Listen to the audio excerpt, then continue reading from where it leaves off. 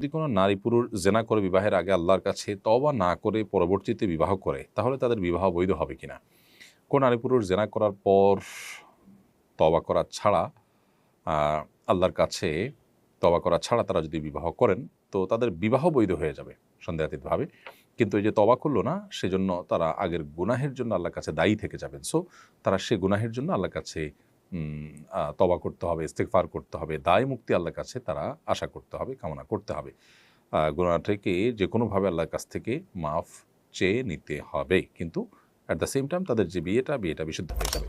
এমনি মোস্তাফিজুর রহমান লিখেছেন, রোজার মধ্যে সুগন্ধি বা আতর ব্যবহার করলে কোনো রোজার ক্ষতি হবে কিনা? না, রোজা রেখে আতর বা সুগন্ধি ব্যবহার করতে কোনো সমস্যা নেই।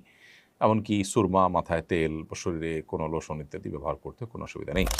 এমডি শুভ এফএআইডি থেকে লিখেছেন, আমার প্রচণ্ড কোমর ব্যথা ২ বছর ধরে। কোমর ব্যথার কারণে আমি সাধারণভাবে বসে নামাজ পড়তে পারি না। চেয়ারে বসে নামাজ পড়ি, আমার নামাজ হবে কিনা? কোমর ব্যথা যদি অনেক বেশি হয়, সীমাহীন হয়, তাহলে সেক্ষেত্রে আপনি চেয়ারে বসে নামাজ পড়লে নামাজ হয়ে যাবে। তবে যেটুকু দাঁড়াতে পারেন সেটুকু আপনার দাঁড়ানোর চেষ্টা করা উচিত।